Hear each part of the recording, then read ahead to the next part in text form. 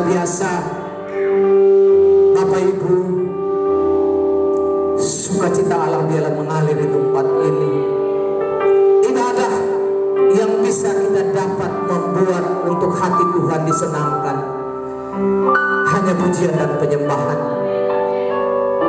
Itulah yang Tuhan rindukan daripada kita. Haleluya Bapa. Kami terus mau menyenangkan hati-Mu.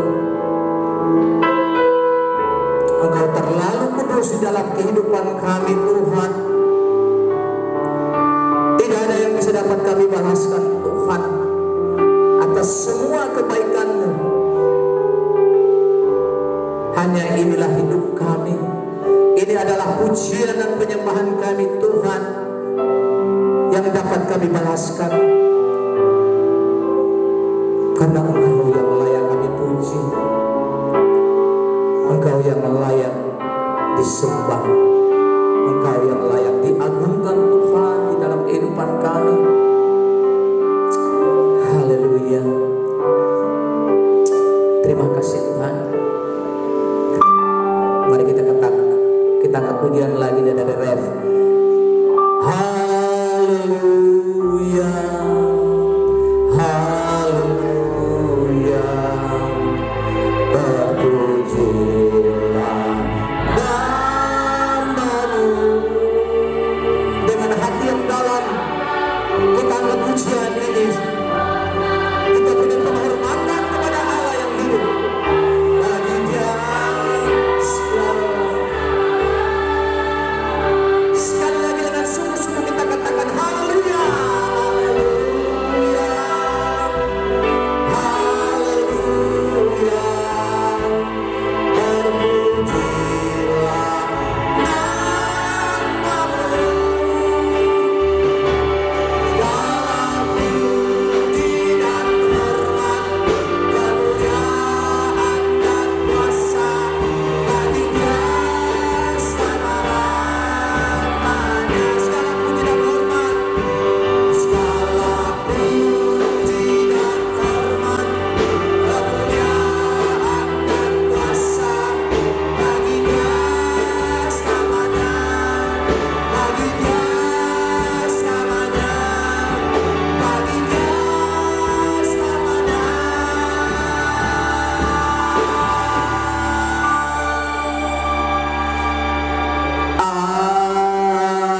Amin. Terima kasih Tuhan. Terima kasih Bapa. Terima kasih Tuhan Yesus. Terima kasih Roh Kudus. Kami bangga, kami bersukacita karena kami punya Allah yang hidup, Allah yang senantiasa ada bersama-sama dengan kami.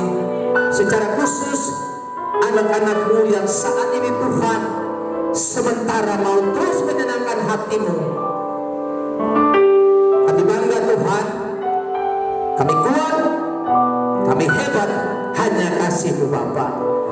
Terima kasih, kami bersyukur di pagi hari yang kudus, di Sabat-Mu yang indah, di hari perhentian Tuhan yang Engkau telah berikan bagi kami anak-anak-Mu Tuhan.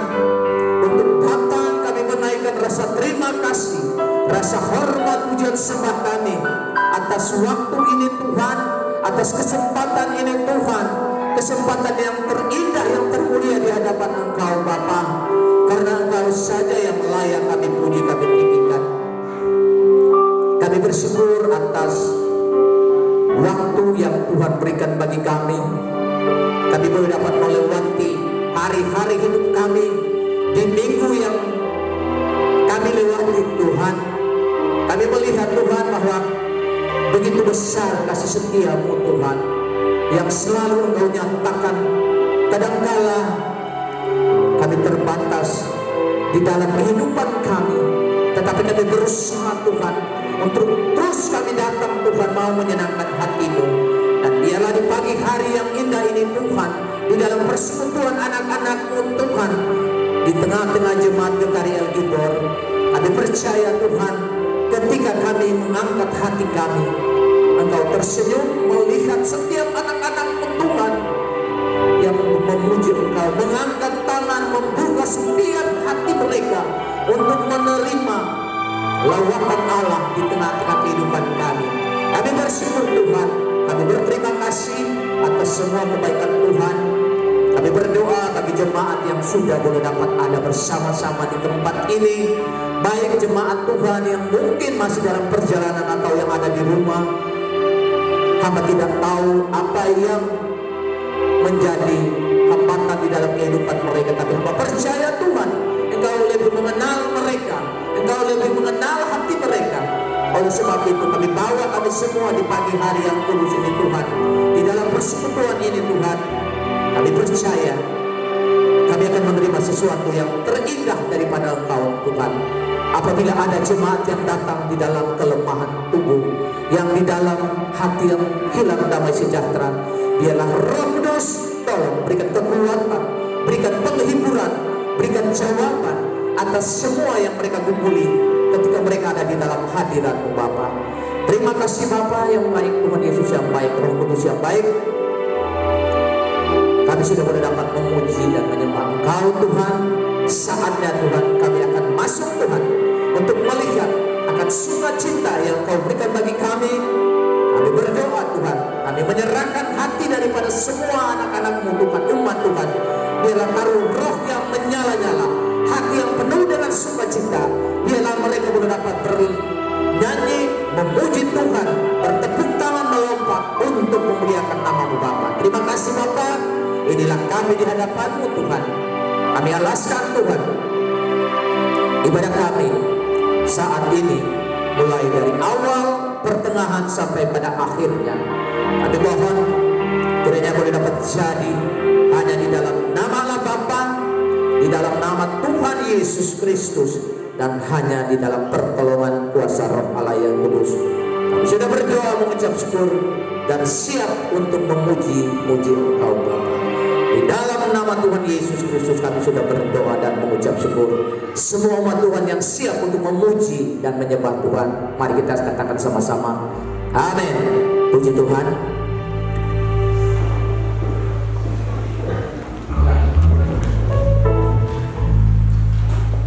Bapak Ibu Saudara, saya mau tanya bahwa Bapak Ibu ada merasakan sesuatu di dalam hatimu? Ada merasakan sesuatu di hatimu? Saya merasakan bahwa Tuhan hadir di tempat ini dan Tuhan bertakhta di atas pujian dan penyembahan. Filipi 4 ayat 13, segala perkara dapat kutanggung di dalam Dia yang memberi kekuatan kepada saudara dan saya. Ada amin? Mari saya mengundang kita bangkit berdiri. Kita terus memuji Tuhan, kita terus meninggikan Dia. Yesus jalan kebenaran dan hidup. Tidak ada seorang pun yang datang di muka bumi melalui Yesus Kristus. Ada amin? Mari kita beri kemuliaan buat Tuhan. Haleluya.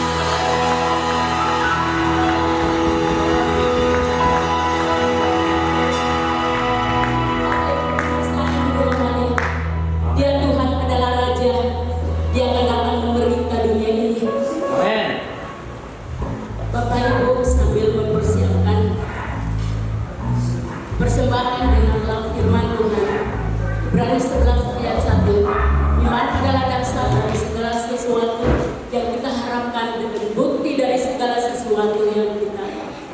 Puji Tuhan. Dan terus mengangkat pujian.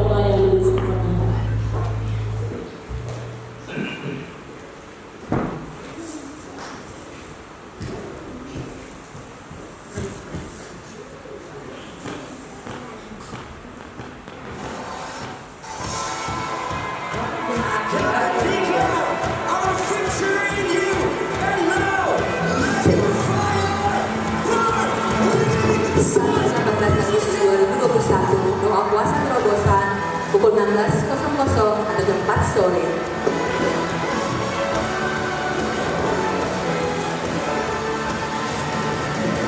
Latihan persiapan ibadah minggu raya pukul 17.00 atau jam 5 sore.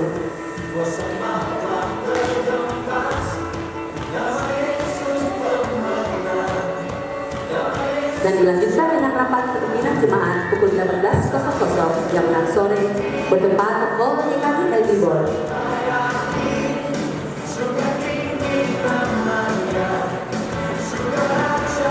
Minggu 29 Agustus 2021 ibadah minggu raya pukul 9 pagi bertempat Hall TKI Elibor.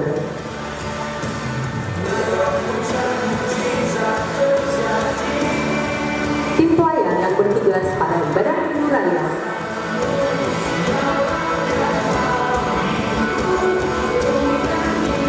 worship leaders Saudari Natalia Indro, singers Ibu Amnesia dan Saudari Grace,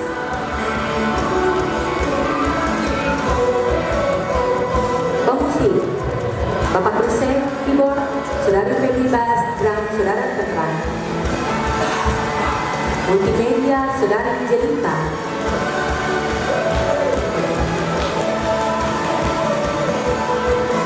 Sound system, Saudara keyboard.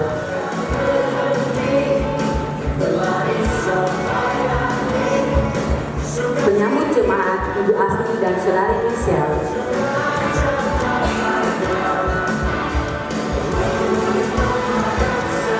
Menara doa, Senin Ibu Lini, Selasa Ibu Agustina, Rabu Ibu Hatmi, Kamis Ibu Asni, Jumat Pastor.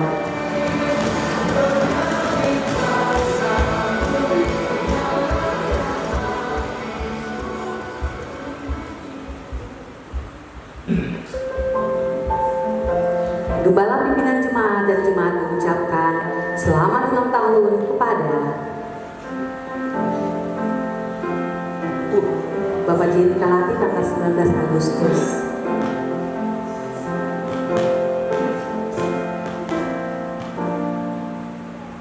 Saudari Gito 22 Agustus.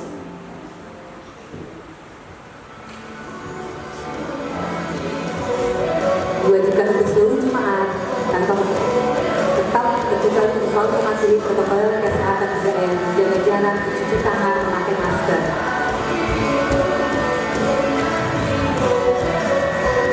Demikian waktu jemaat GKI dan Gibor, Tuhan Yesus memberkati.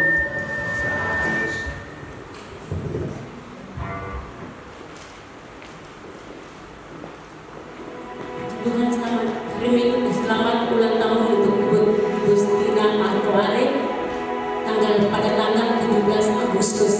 Mari kita beri tepuk tangan.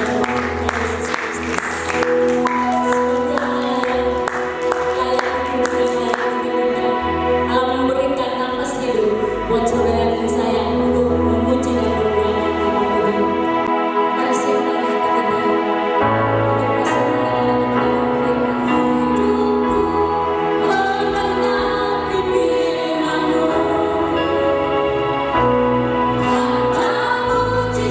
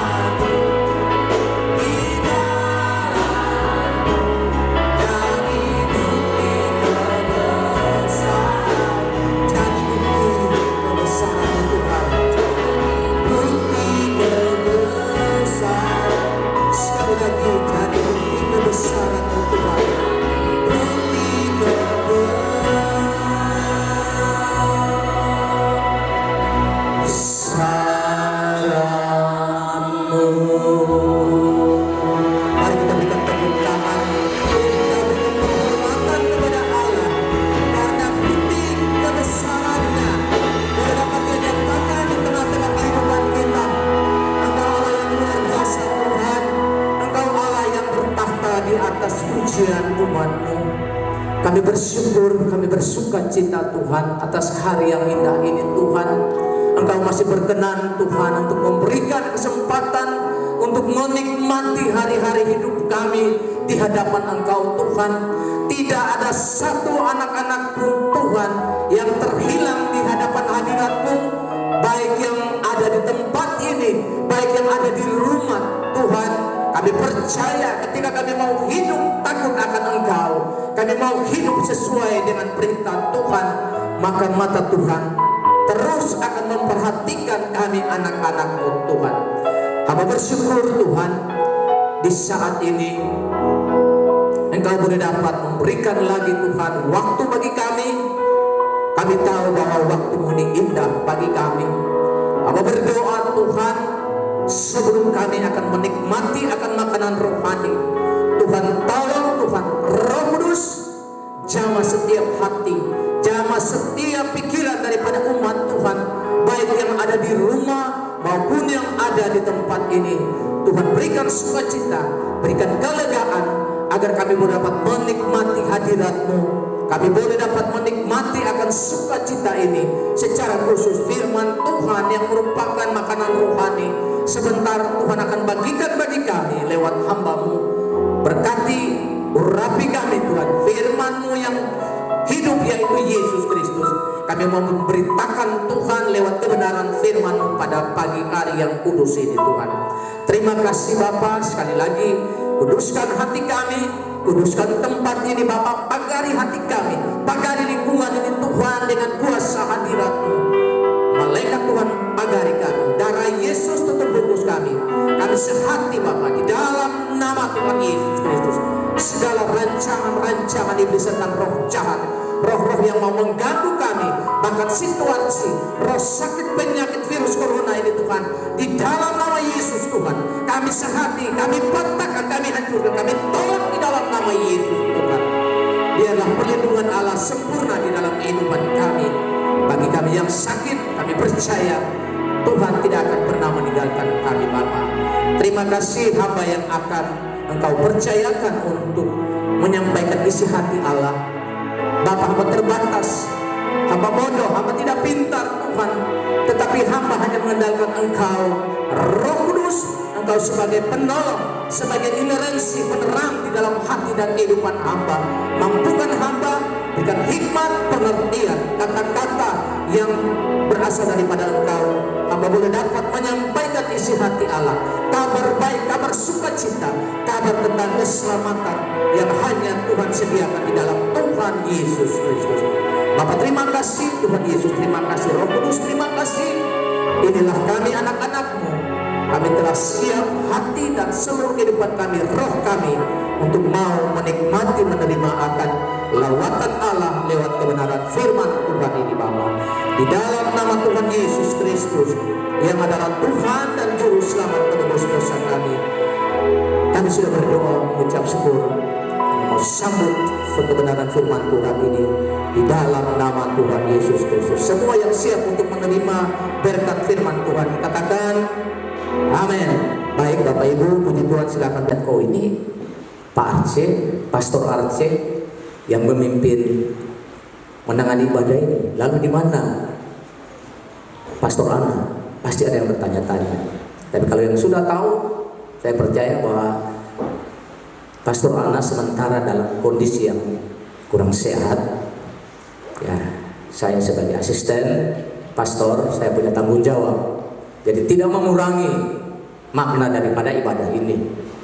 Jadi yang kita mau lakukan yaitu kita berdoa. Karena saya percaya bahwa kita manusia ini tidak sempurna. Sekalipun pastor atau mungkin pimpinan jemaat, tetapi ya kita namanya manusia punya kelemahan, tidak sempurna. Oleh sebab itu kesakitan itu atau kondisi kesehatan itu bukan menjadi penghalang. Dan saya percaya saat ini walaupun saya mengambil alih atau dipercayakan, tetapi semua anak-anak Tuhan, bahkan pastor juga pasti akan menikmati lewat tayangan online. Jadi tidak mengurangi makna daripada ibadah kita di pagi hari ini. Baik, mungkin sebelum kita akan masuk di dalam melihat akan apa yang akan saya bagikan berkat Tuhan kepada jemaat Tuhan. Saya melihat bahwa ini WL ini tidak adil. Dia hanya menyampaikan kepada dia punya saudara, Ibu Agustina punya ulang tahun. Tapi ketika tadi saya melihat di tayangan di sana, ada saya punya calon anak mantu, dia juga ulang tahun hari ini. Lalu saya bilang ini, wah WL ini KKN. Dia hanya sampaikan kepada dia saudara. Tapi saya punya calon anak mantu, dia juga tanggal 22 ya. Puji Tuhan, berdiri supaya kita lihat itu. Nanti mau tanya-tanya, siapa dia calon anak mantu siapa? Ah, ini dia. Oh, ini Pak John juga berlihat, ini siapa ya? Ya, terima kasih. Jadi dia seorang anggota polisi. Dia sudah punya rencana untuk menjadikan anak saya Nancy untuk pendamping hidupnya. Saya berterima kasih kepada Tuhan. Biarlah semua ini kita melewati dengan rencana Tuhan. Jangan kita main, orang bilang tembak langsung lewat jendela, kita lewat pintu. Ini yang Tuhan mau. Baik, puji Tuhan. Jadi itulah, jadi mungkin di dalam situasi wabah virus corona ini kita selalu berhati-hati, tapi kita bersyukur kepada Tuhan kita masih diberikan kesempatan walaupun di berbagai tempat ada terdapat pembatasan-pembatasan. Tetapi saya percaya bahwa kita anak-anak Tuhan yang punya kerinduan untuk menikmati berkat Tuhan atas pemeliharaan Tuhan, ya Tuhan izinkan untuk bisa menikmati kesempatan ini. Baik, puji Tuhan Bapak Ibu yang Tuhan Yesus Kristus kasihi. Sekali lagi kita tetap berdoa kepada Pastor Ana supaya beliau pada kesempatan-kesempatan yang lain tetap masih bisa melaksanakan tanggung jawab. Saya ini hanya sebagai pendamping saja. Sewaktu-waktu beliau punya kesibukan, ya otomatis saya punya tanggung jawab untuk melakukan tugas-tugas sebagai seorang asisten pastor. Baik, mari saya mengajak kita sama-sama, kita akan membaca berkat firman Tuhan yang akan kita nikmati pada pagi hari ini, terambil daripada di dalam kitab Perjanjian Baru 1 Korintus pasal 2 ayat 6 sampai dengan ayatnya yang ke-16.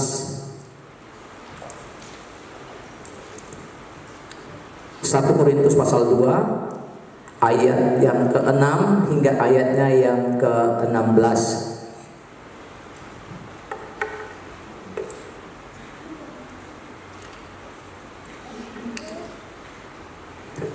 Baik, kalau sudah ketemu, kita akan baca bersama-sama. Kita saling berganti-gantian. Saya ayat 6, Bapak Ibu jemaat ayat 7, dan selanjutnya sampai dengan ayatnya yang ke-16. Nanti ke ayat-ayat yang ke-16 kita akan baca bersama-sama. Saya akan mulai dari judulnya, hitungan yang ketiga kita akan memulai ya. Hikmat yang benar.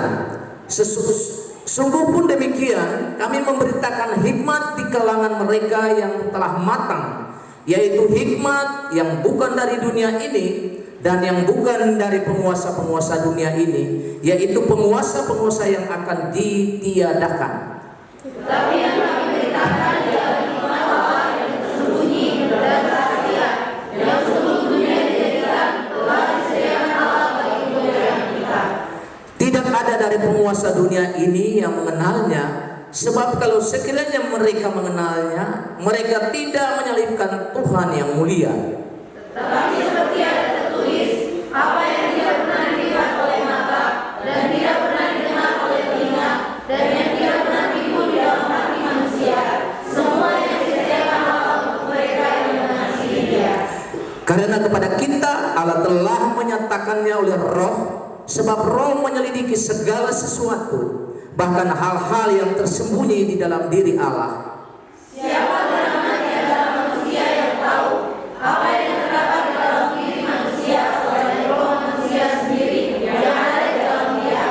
Demikian pula tidak ada orang yang tahu apa yang terdapat di dalam Kita tidak menerima roh dunia, tetapi roh yang berasal dari Allah, supaya kita tahu apa yang dikaruniakan Allah kepada kita. Dan karena kami menyaksikan bahwa Tuhan kepada mereka yang mempunyai roh, kami berkatakan tentang yang karunia Allah dengan perkataan yang bukan diajarkan kepada kami oleh umat manusia, tetapi oleh roh. Tetapi manusia duniawi tidak menerima apa yang berasal dari roh Allah, karena hal itu baginya adalah suatu kebodohan, dan ia tidak dapat memahaminya, sebab hal itu hanya dapat dinilai secara rohani. Tetapi manusia rohani dinilai segala sesuatu, tetapi ia sendiri tidak dinilai oleh orang lain. Mari kita sama-sama ayat yang ke-16. Sebab siapakah yang mengetahui pikiran Tuhan sehingga ia dapat mengasihi dia, tetapi kami memiliki pikiran Kristus. Puji Tuhan, Bapak Ibu, berbahagialah kita yang boleh dapat membaca. Kita akan menikmati sesungguhnya apa rahasia yang terkandung atau yang terdapat di dalam kebenaran firman Tuhan ini. Saya sering mendengarkan singer atau WL sing lagu yang di sini. Apa yang di dalam firman Tuhan ini? Ya, itu lagu itu. Jadi mata tidak lihat, telinga tidak dengar, di dalam hati pun. Tetapi semua kita yang melakukan itu, kita yang mengasihi dia. Memang lagu ini kelihatan sangat terkesan ya di dalam kita. Dan itulah yang di pagi hari ini kita akan mau melihat sesungguhnya apa. Nah, di sini saya mengajak kita juga ada nats pembimbing kita untuk kita masuk di dalam melihat apa sesungguhnya rahasia yang terkandung di dalam ayat firman Tuhan ini, dalam ayat yang ke-6 sampai dengan ayat yang ke-16, di mana judulnya berbunyi hikmat yang benar. Kalau kita membaca hikmat yang benar, berarti ada hikmat juga yang tidak benar. Itu kontranya seperti itu. Tetapi mari saya mengajak kita untuk kita membuka sebagai ayat referensi atau ayat penuntun kita. Kita buka di dalam Amsal pasal 1. Amsal pasal 1 ayatnya yang ke-7. Di situ disebutkan, takut akan Tuhan adalah permulaan pengetahuan, tetapi orang bodoh menghina hikmat dan didikan. Satu ayat lagi di dalam Mazmur 111 ayatnya yang ke-10.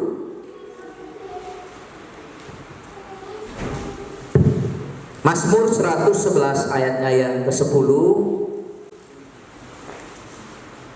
Di situ dikatakan bahwa permulaan hikmat adalah takut akan Tuhan. Semua orang yang melakukannya berakal budi yang baik.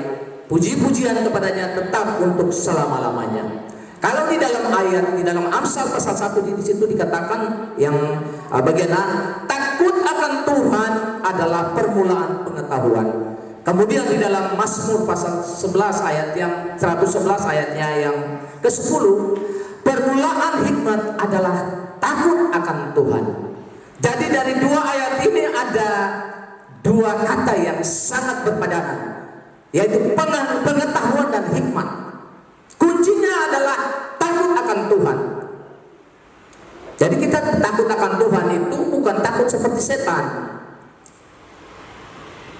Kalau gelap itu tidak usah banyak saja. Misalnya kita lewat di pinggir gelap, di situ ada setan, kita takut. Padahal sebenarnya Allah yang punya hidup ini kita kadang-kala tidak takut. Tetapi firman Tuhan ini akan mengajak kita sesungguhnya bagaimana kita takut akan Tuhan. Pengetahuan dan hikmat itulah yang Tuhan berikan bagi kita, sehingga kita ini tidak menjadi anak-anak Tuhan yang biasa-biasa saja. Takut akan Tuhan adalah permulaan pengetahuan. Permulaan hikmat adalah takut akan Tuhan. Dua hal yang saling berkaitan, pengetahuan dan hikmat. Nah, di sini perlu juga kita tahu. Kadang kalau orang bilang hikmat itu seperti apa? Kalau kita melihat di dalam kamus bahasa Indonesia ya, secara hurufiah, hikmat itu adalah bijaksana, arif. Kadang-kala kita melihat orang yang selalu tampil itu, melihat dia anggun, melihat dia bijaksana. Tetapi itu yang timbul di dalam kehidupan manusia belaka, manusia biasa ini. Tetapi yang sesungguhnya kalau kita kembali lagi melihat bahwa hikmat yang sesungguhnya itu seperti apa, di sini saya katakan bahwa hikmat itu adalah kemampuan manusia untuk memaknai sebuah pengetahuan dan mengambil sikap yang perlu sebagai manfaat dari apa yang diketahui. Mungkin jemaat Tuhan bingung apa yang terkandung di dalam makna hikmat tadi yang Pastor Arti sampaikan. Saya berikan satu contoh. Misalnya di dalam jemaat ini mungkin ada yang punya teman hidup. Coba bisa dibayangkan baik-baik ya. Yang belum menikah namun sudah tinggal bersama-sama sebagai suami istri. Ini kan tidak boleh kan? Baru pacaran, baru kenalan, terus sudah tinggal bersama-sama dengan seperti suami istri. Nah, oleh sebab itu dalam hal ini kita para pemimpin jemaat harus punya satu sikap, mengambil sikap untuk menghindari hal-hal yang akan mencederai nama baik dari pelayanan gereja. Ini yang dia dikatakan hikmat. Kalau kita sebagai jemaat Tuhan atau sebagai pimpinan jemaat, kita melihat ada jemaat yang sudah mulai berteman dengan salah seorang, mungkin di luar jemaat ini atau di dalam jemaat ini, terus sudah mempraktekkan kehidupannya seperti suami istri, padahal belum disatukan di dalam satu pernikahan kudus. Kita sebagai para pimpinan jemaat punya tanggung jawab. Ini yang Tuhan berikan hikmat bagi kita. Kita harus memberikan pengarahan, memberikan hal-hal yang sesungguhnya jangan sampai kesaksian hidup seperti begini mencederai pelayanan kita. Kita hamba-hamba Tuhan, Pastor Ana, saya berkhotbah sampai mulut berbusa, tetapi kehidupan kesaksian umat Tuhan ini tidak sesuai dengan apa yang firman yang kita menyampaikan itu. Ini perlu kita harus perhatikan. Itu yang dinamakan hikmat. Saya mengajak kita untuk kita melihat ada dua sudut pandang mengenai hikmat itu. Sudut pandang yang pertama kita dilihat daripada sudut pandang manusia. Karena yang tadi dikatakan di dalam pembacaan kita, hikmat yang benar. Nah, oleh sebab itu tadi saya katakan bahwa kalau kita katakan bahwa hikmat yang benar, berarti ada hikmat yang tidak benar. Nah, oleh sebab itu, kalau kita melihat dari dua sudut pandang ini, yaitu yang pertama yaitu sudut pandang manusia. Hikmat yang berasal dari manusia cenderung mengabaikan makna atau arti dari ungkapan yang berkenan kepada Allah. Itu hikmat dari manusia. Kadang-kala ungkapan atau kata-kata kita ini kadang-kala kita tidak menyadari bahwa kita berkata atau mengeluarkan pernyataan kadang-kala bertentangan dengan kesaksian hidup kita sebagai anak-anak Tuhan. Kita harus mengoreksi itu. Dan di sini firman Tuhan akan menjelaskan seperti apa. Contoh, saya memberikan contoh. Kita sering dengar kata mulia.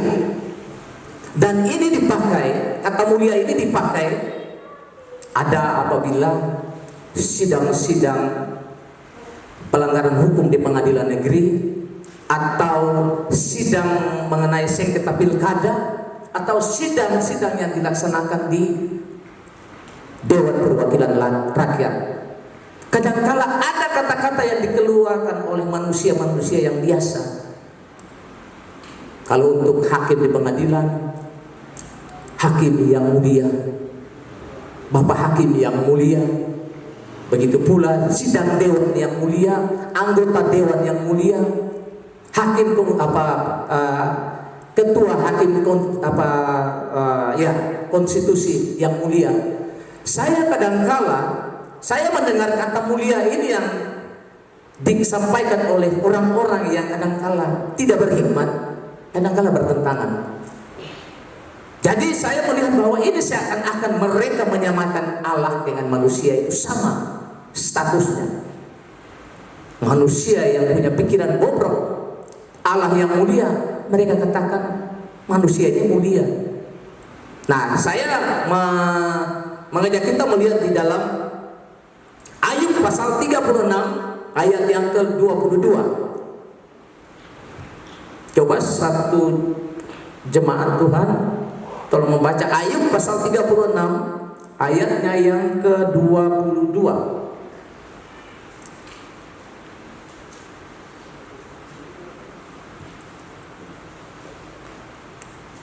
Ayub 36 ayat yang ke-22, demikian firman Tuhan, sesungguhnya Allah itu mulia di dalam kekuasaannya, siapakah guru seperti Dia?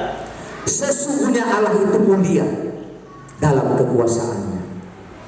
Lalu sekarang kita samakan hakim yang mulia. Berarti kita mau sejajarkan status atau kedudukan Allah dengan manusia itu sama di dalam kekuasaannya. Oh tidak, Allah tetap Allah yang mulia. Manusia kalau bagus, kalau menurut saya Bapak Hakim terhormat atau sidang dewan yang terhormat. Tapi kalau memakai kata mulia, sesungguhnya saya tidak pas. Bukan berarti kita ini lebih luar biasa, tidak. Tapi kita berbicara tentang kebenaran firman Tuhan. Jadi kalau kata mulia ini kita menyamakan itu dengan Allah dengan manusia punya status atau kedudukan di dalam tugas dan tanggung jawab mereka, sebenarnya keliru.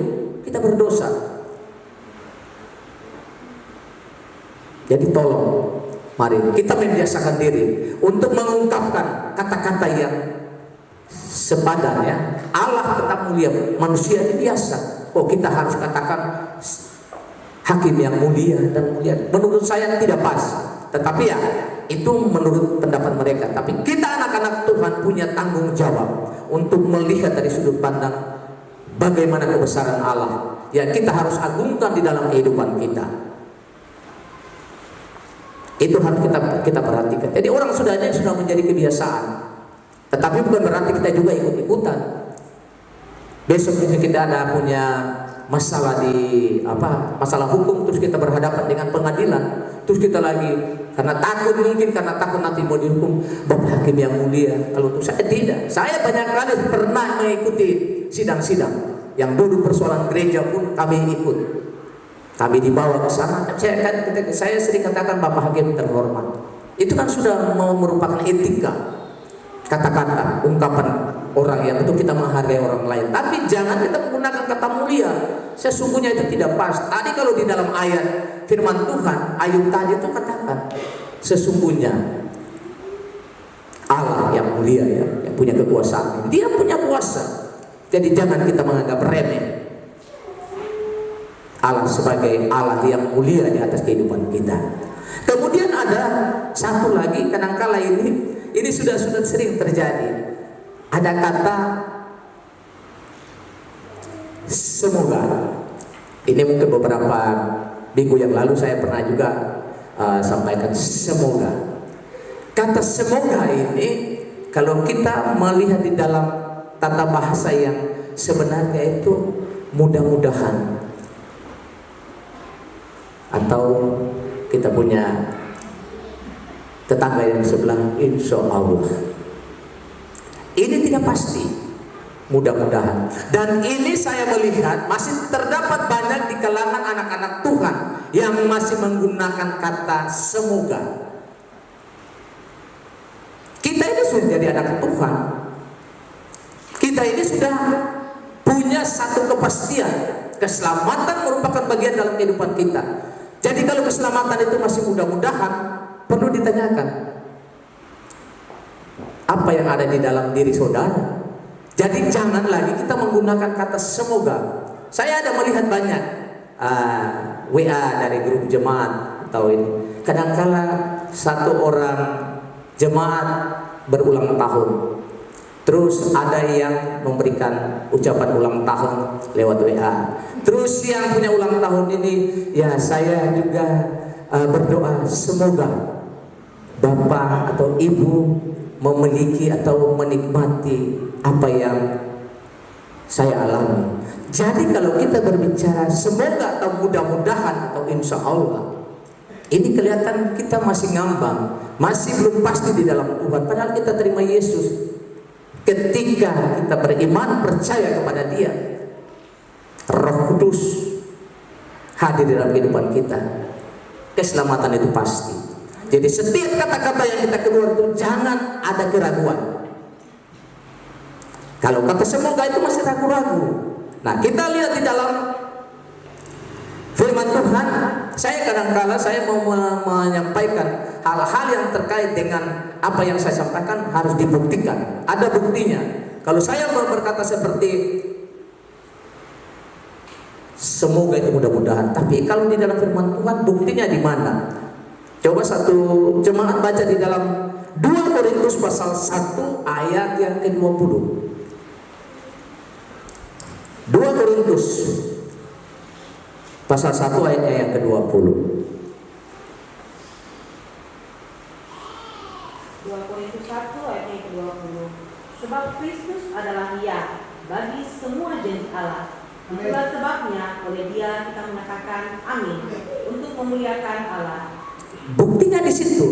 Sebab Kristus adalah ya, bukan tidak. Kristus adalah ya bagi setiap janji-janji Allah. Jadi kalau kita pakai kata semoga, berarti janji Allah itu diragukan. Karena semoga, mudah-mudahan, tidak pasti. Tetapi di sini sudah dikatakan bahwa Kristus adalah ya, tidak ada lain kata lain lagi.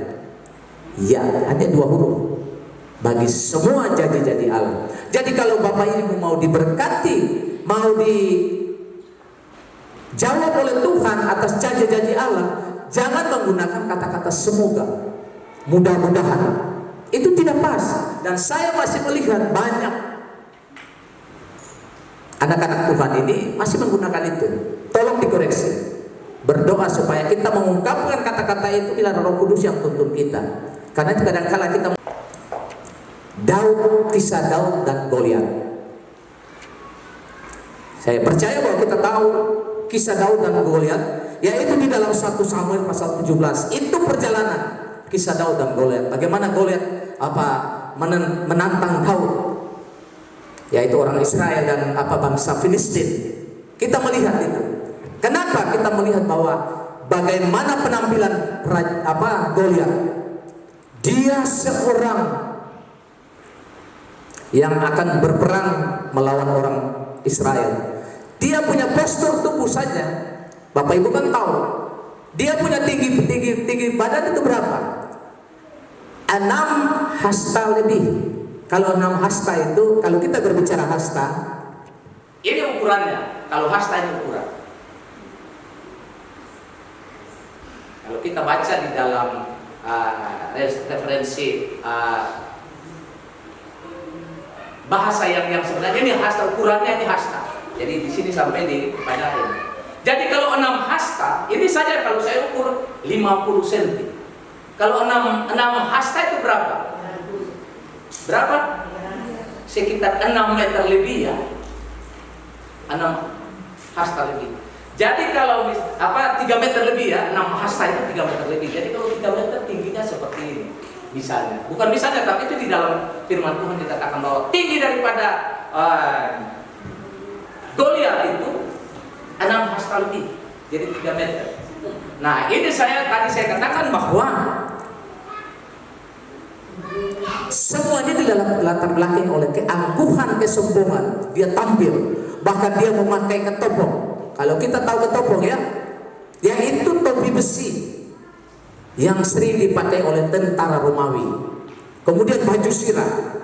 Baju sirah itu terbuat dari tembaga, dia seperti sisik ikan. Itu dikenakan untuk Goliat. Kemudian dia punya alas kaki, dia punya pedang, tombak, dan dia punya perisai. Yang bodohnya, saya baca di dalam firman Tuhan ini, kalau dia sebagai seorang yang akan menentang Daud atau orang Israel, perisai. Bapak Ibu tahu perisai? Kalau kita lihat pahlawan Patimura, parang dan salawaku, yaitu perisai. Dia sebagai penangkis apabila mereka masuk di dalam berperang. Orang misalnya tombak, dia sebagai penangkis, dia tada, atau dipotong dia bisa tada. Begitupun saya melihat bahwa kebodohan Goliat ini, kenapa? Dia punya perisai ini dia kasih untuk dia punya pembantu pedang. Secara logika lah ya, sekarang kalau misalnya orang datang mau bunuh dia atau mau potong atau tombak kepada Goliat, otomatis dia harus ambil perisai itu lalu menangkis. Kok ini dia kasih kepada dia punya orang pembawa perisai ini. Nah, ini yang dikatakan bahwa hikmat yang bodoh ini manusia seperti ini. Karena tujuannya hanya untuk keangkuhan, pada akhirnya mempermalukan. Nah, kita lihat dia berpikir bahwa dia punya pakaian itu tidak akan bisa untuk disentuh atau bisa dia mati. Tapi bodohnya di situ. Kan ketopong ini bukan matanya ditutup, otomatis ketopong, tapi bagian ini kan terbuka. Dan itulah hikmat yang Tuhan kasih untuk Goliat. Goliat kan dia tidak pakai daun, dia tidak pakai dia hanya ambil batu dari kali itu, ada 5 batu, dia pakai dia punya umban. Dan itulah hikmat yang Tuhan kasih untuk dia. Dia tidak mengumban batu itu ke dia punya tubuh, tapi batu itu pas masuk di dahi daripada Goliat. Remah.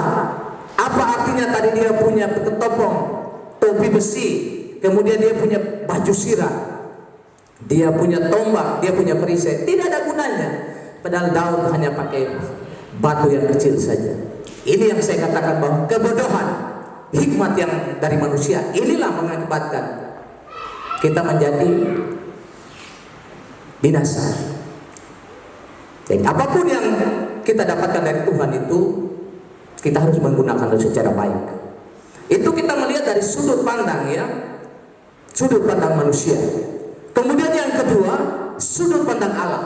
Hikmat dari sudut pandang Allah diberikan kepada kita sebagai anak-anak Tuhan yang memiliki pandangan yang benar tentang firman Tuhan. Kalau kita punya pandangan yang benar kepada firman Tuhan, maka kita akan mengetahui hikmat yang Allah berikan bagi kita seperti apa. Jadi kita tidak menggunakan hikmat Allah itu hanya karena kita dengar saja, tapi kita baca. Jadi sebagai anak-anak Tuhan memiliki pandangan yang benar terhadap firman Tuhan. Ketika kita beriman dan percaya dan menerima Yesus sebagai Tuhan dan Juru Selamat, maka hikmat Allah itu sudah menjadi bagian dari kita. Itu yang namanya hikmat yang benar. Nah, nanti kita akan melihat hikmat yang benar seperti apa. Kalau di dalam pasal 7 ayat pembacaan kita ini dikatakan bahwa tetapi yang kami beritakan ialah hikmat Allah yang tersembunyi dan rahasia, yang sebelum dunia dijadikan telah disediakan Allah bagi kemuliaan kita. Jadi hikmat Allah ini sudah ada sebelum dunia dijadikan. Jadi kalau hikmat manusia itu setelah kita ada baru kita mulai belajar hikmat itu bagaimana. Tapi hikmat Allah itu sudah terjadi sebelum dunia dijadikan, dan itu merupakan rahasia. Mungkin ada Bapak Ibu yang tanya, kenapa harus hikmat itu rahasia? Kita masing-masing yang bisa mengetahui itu yaitu Roh Allah sendiri. Begitu pula kita. Mungkin di dalam Ibu Lili punya hati atau Bapak Sebi punya hati, kita tidak tahu apa yang ada di dalam mereka. Tetapi roh mereka, roh manusia itu yang tahu apa yang ada di dalam diri mereka. Begitupun Allah. Jadi kalau dikatakan sini bahwa rahasia merupakan satu rahasia, Allah yang mengetahui, dan itu kita harus belajar. Kita yang sudah memiliki Yesus, kita harus banyak belajar supaya kita mengetahui rahasia apa yang sesungguhnya terdapat di dalam Allah itu, hikmat yang Allah berikan.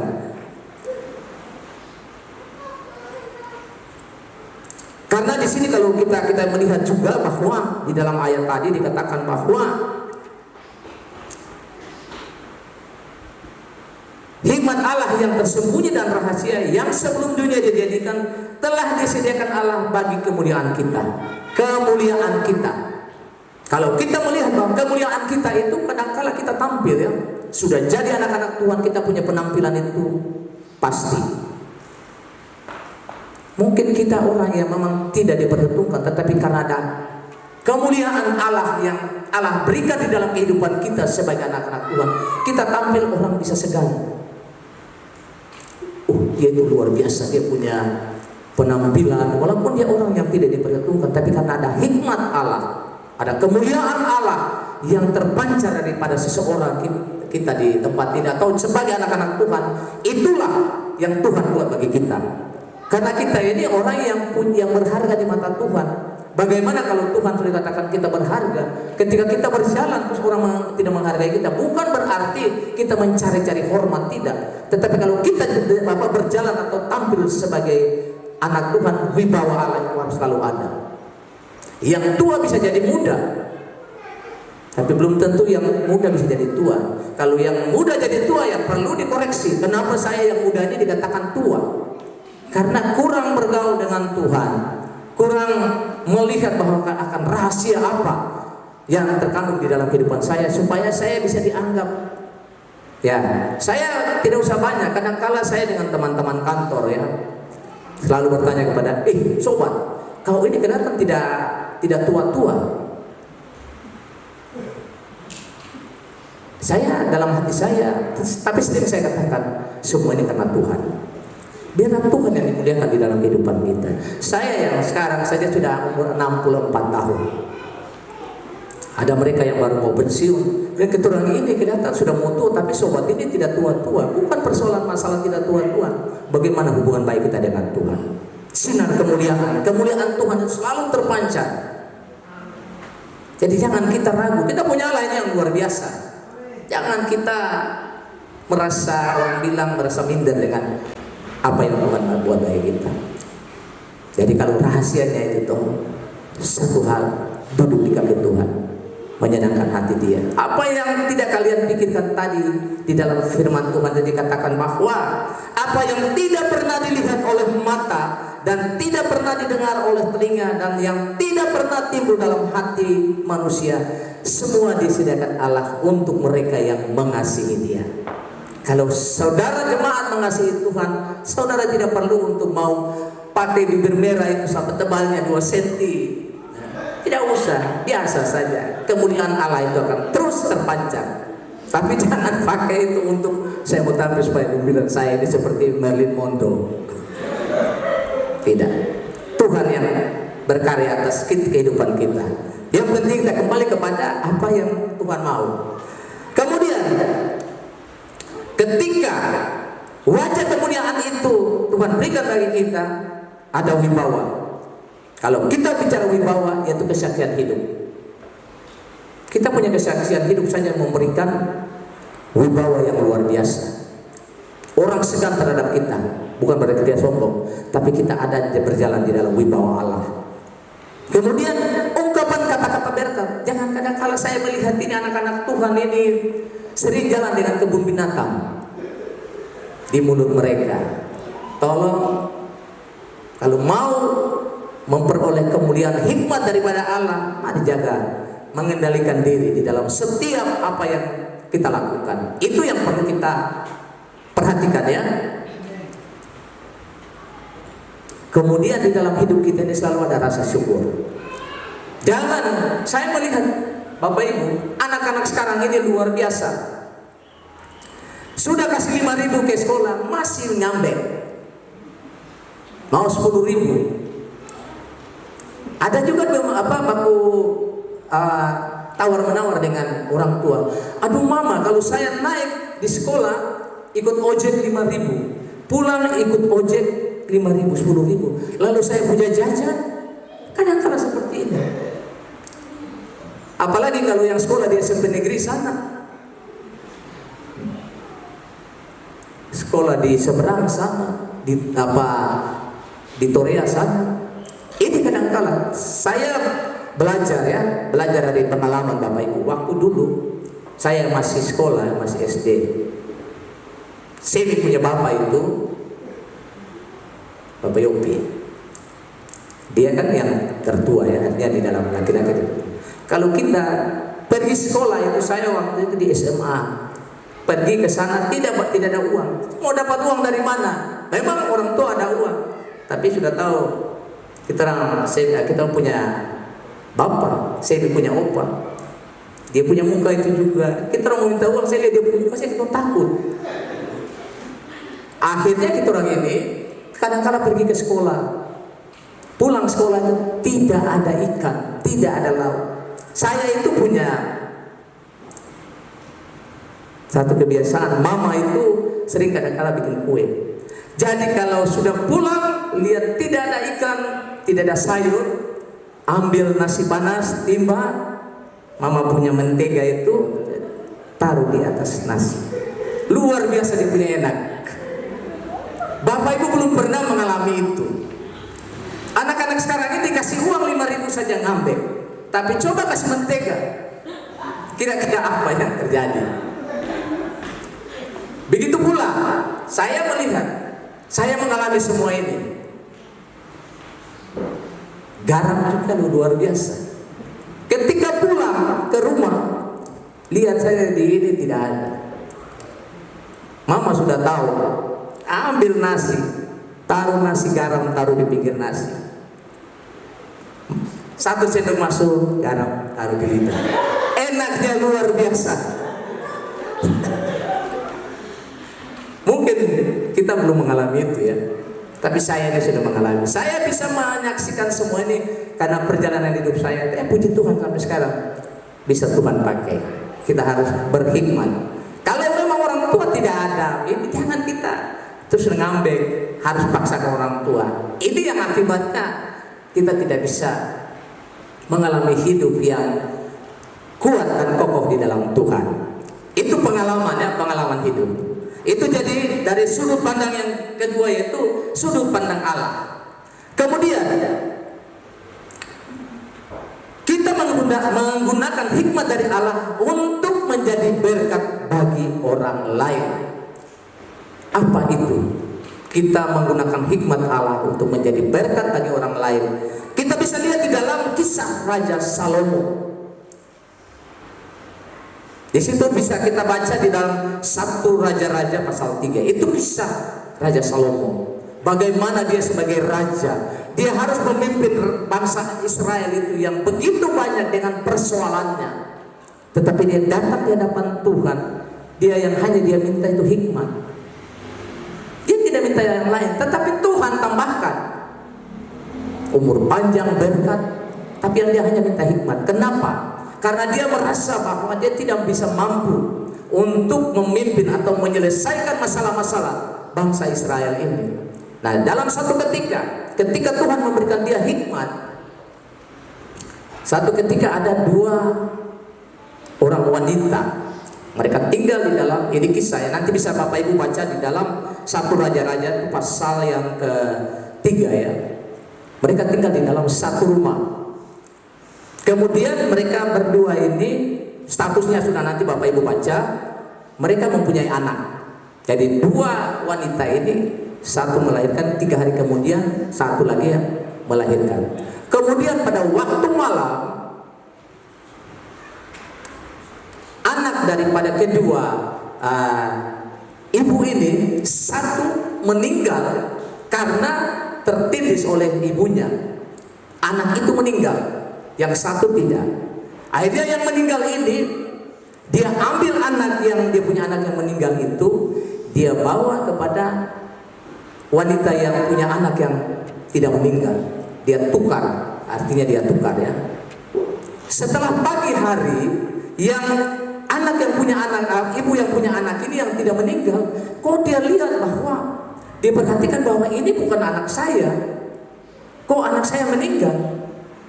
Nah, sudah mereka datang kepada Raja Salomo menyampaikan atau mengadu persoalan ini, bertengkar di hadapan Raja Salomo. Ini anak saya, bukan itu anak saya tidak meninggal, tidak mati. Bagaimana hikmat yang Salomo pakai? Kita akan tahu. Salomo katakan, ambil pedang. Anak ini yang hidup ini harus dipenggal bagi 2, supaya satu untuk yang ini, supaya dari dua-duanya tidak ada yang memperoleh anak yang hidup. Jadi Raja Salomo bilang, ambil pedang, dia akan memotong anak ini jadi dua, satu untuk yang punya anak yang meninggal, yang satu yang tidak ini. Tetapi apa dari hikmat itu kita bisa lihat, ibu yang punya anak yang hidup ini, dia punya rasa belas kasihan. Hanya dia katakan untuk Raja Salomo, biar sudah anak saya itu kasih kepada ibu yang punya yang satu ini. Di situ hikmat daripada Salomo, bahwa otomatis ibu ini benar-benar dia punya anak, berasa belas kasihan, dan ibu yang satu bilang potong. Dari hikmat inilah kita bisa tahu, Salomo dia bisa tahu bahwa itulah yang punya rasa kasihan kepada anaknya kalau dipotong, sedangkan itu anaknya yang hidup. Jadi dia bilang kasih sudah untuk apa? Ibu yang punya anak tadi mati. Akhirnya Salomo katakan kembalikan anak itu untuk ibu yang ini. Itu yang kita melihat hikmat yang terdapat di dalam kebenaran firman Tuhan. Kita harus mengambil ini. Jadi jangan kita mengambil kadang-kadang jalan pintas. Kita menghargai hikmat Allah sehingga perjalanan hidup kita ini betul-betul kita berjalan di dalam tuntunan Allah sendiri. Kemudian Bapak Ibu yang Tuhan Yesus kasihi, saya dari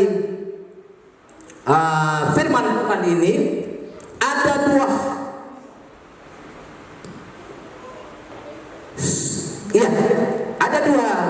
dari kedua sudut pandang firman Tuhan ini, maka ada 3 hal yang menjadi berkat untuk kita pada pagi hari ini. Ada 3 hal. Yang pertama, hidup senantiasa dalam roh Allah. Hidup senantiasa artinya pagi, siang, malam selalu ada di dalam roh Allah. Kalau kita baca di dalam ayat yang ke-10, di situ dikatakan bahwa karena kepada kita Allah telah menyatakannya oleh roh, sebab roh menyelidiki segala sesuatu, bahkan hal-hal yang tersembunyi di dalam diri Allah. Hal-hal yang tersembunyi di dalam diri Allah untuk kita mengetahui. Itulah hidup kita senantiasa ada di dalam roh Allah. Kalau sudah ada roh Allah di dalam kita, jangan kita lagi masukkan roh jahat. Akhirnya kita tidak bisa nyaman. Hidup senantiasa di dalam roh Allah. Artinya menjaga kekudusan hidup ini. Allah itu kudus. Bagaimana kudus dengan yang tidak kudus itu bisa dijadikan satu? Oleh sebab itu, kalau mau supaya hidup kita ini kudus selalu, hidup selalu dipenuhi oleh roh Allah, kita menjaga kekudusan hidup kita ini. Itu bukan berarti Allah katakan supaya kita harus selalu hidup terus. Kita memang manusia, kita tidak sempurna. Tetapi ketidaksempurnaan kita itulah yang Allah izinkan supaya kita selalu mengingat kepada Dia. Kadang-kadang kalau kita di dalam kenyamanan saja, otomatis kita sudah lupa Allah. Hanya apa yang Allah inginkan sudah kita tidak lakukan. Kekudusan hidup ini kita harus menjaga. Kata-kata, tingkah laku kita, perbuatan kita itu selalu kita harus jaga. Karena rambu-rambunya itu ada di dalam firman Tuhan. Membangun hubungan dengan Tuhan setiap saat. Bagaimana kita membangun hubungan? Kalau pagi-pagi saja mama-mama ini, ibu-ibu sudah sibuk masak, sibuk minum teh dan lainnya untuk itu ada orang pikir kerja, tidak mendahulukan Tuhan. Ini yang kadang-kala ada terjadi hal-hal yang kita merasa, oh Tuhan hidup seperti ini. Sesungguhnya tidak. Allah itu baik. Membangun hubungan, cari Tuhan dulu, berdoa. Kalau mungkin tidak bisa baca firman Tuhan pagi hari, berdoa. Tapi kalau bangun pagi-pagi saja, lagi kalau sudah orang bilang tidur pistol itu, sudah lupa doa. Bangun pagi-pagi, kain lepas, selimut lepas, langsung tinggalkan Tuhan. Ini yang saya katakan bahwa kita punya hubungan, membangun hubungan dengan Tuhan setiap saat. Kita ini di zaman teknologi, kita perlu untuk melakukan hubungan, komunikasi. Kadang-kadang kalau kita sementara berkomunikasi dengan orang, tiba-tiba putus, kita rasanya jengkel. Kenapa ini lagi? Mungkin gangguan sinyal dan lain-lain, atau pulsa habis, kita jengkel. Manusia saja, praktek hidup kita saja kita merasa tidak nyaman, apalagi dengan Tuhan. Tuhan mau itu supaya komunikasi hubungan kita dengan Tuhan itu senantiasa, setiap saat. Karena dia satu-satunya sumber yang kita harapkan. Kita tidak bisa mengharapkan dari pihak lain. Apalagi kalau kita sudah sakit, baru kita mulai ingat Tuhan. Kalau tidak sakit, kita lupa Tuhan. Nah, bagaimana kalau hubungan setiap saat kita mau membangun? Artinya kita harus meluangkan waktu, bayar harga. Selalu ini harus ada di dalam kehidupan kita, supaya ketika kalau kita merenungkan firman Tuhan, kita mendalami isi hati Allah, ada hal-hal baru, hikmat-hikmat yang luar biasa yang Allah berikan bagi kita, dan itulah hikmat yang benar. Jadi Bapak Ibu, tolong firman Tuhan ini bisa menjadi penuntun di dalam kehidupan kita. Kemudian yang kedua, jangan bersandar pada pengertianmu sendiri. Jadi kalau sudah dengar firman Tuhan, ada hal-hal yang menjadi masalah, ada hal-hal yang sulit untuk mendapat jalan keluar. Yang saya katakan bahwa jangan bersandar kepada pengertianmu sendiri. Kita punya sandaran hidup, yaitu Yesus. Kita datang bersandar kepada Dia. Dia pasti memberikan solusi bagi kita. Sesulit apapun yang kita alami, tetapi kalau kita datang kepada sandaran hidup kita yang bisa memberikan solusi bagi kita, saya percaya Bapak Ibu punya masalah keluarga, masalah suami, istri, anak-anak, masa depan, pekerjaan, pasti Tuhan berjalan. Itu janji firman Tuhan. Kemudian yang ketiga, yang terakhir, memiliki pikiran Kristus. Apa itu pikiran Kristus? Kadang-kala kita mengandalkan kekuatan kita, yang sebenarnya di dalam ayat yang ke-16 pembacaan kita dikatakan bahwa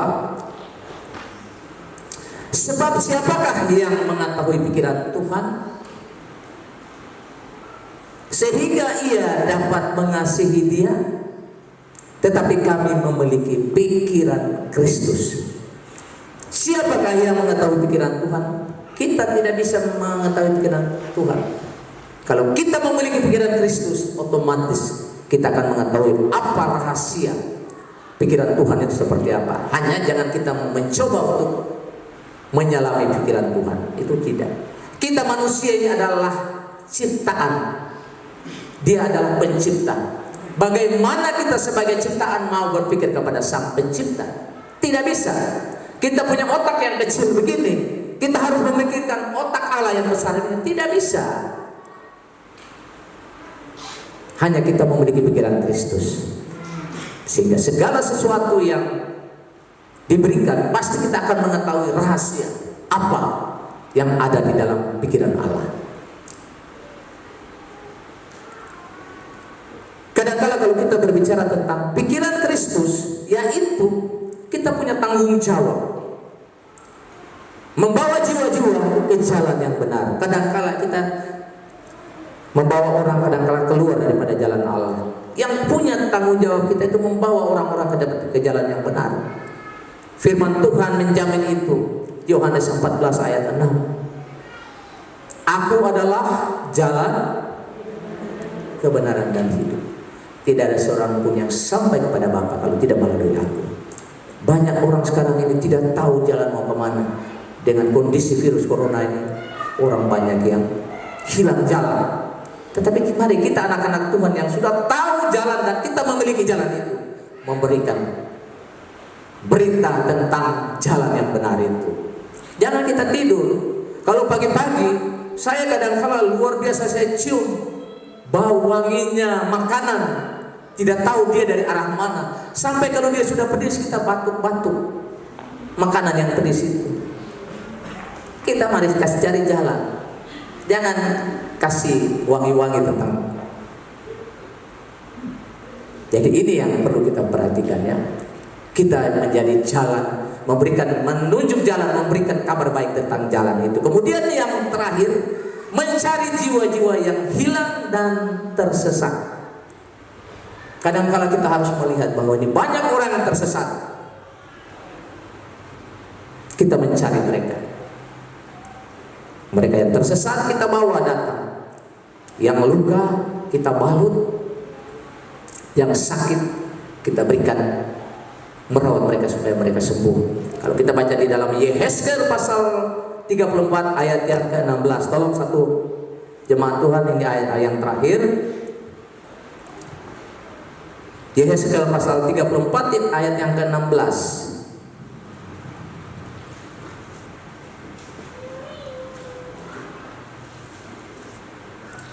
Yesaya pasal 34 ayat yang ke-16, demikian bunyi firman Tuhan, yang hilang akan kucari, yang tersesat akan kubawa pulang, yang luka akan kubalut, yang sakit akan kukuatkan, serta yang gemuk dan yang kuat akan kulindungi. Aku akan menggembalakan mereka sebagaimana seharusnya. Tanggung jawab kita sebagai anak-anak Tuhan.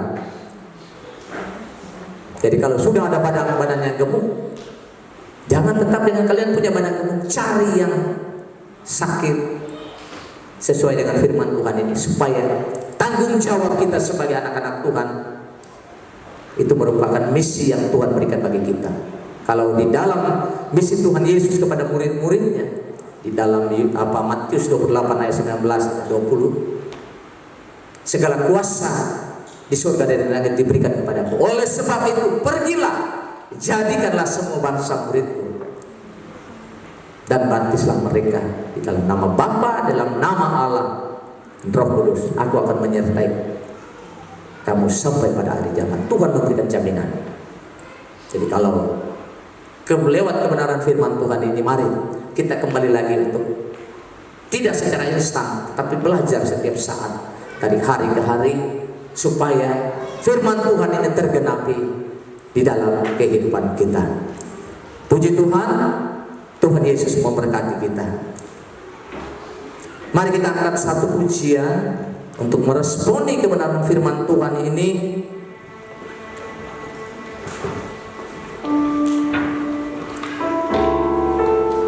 Penolong yang selalu setia. Haleluya. Penolong yang selalu setia. Amin.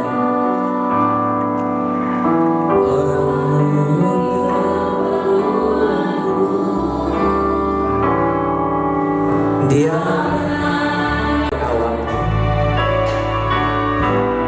Haleluya.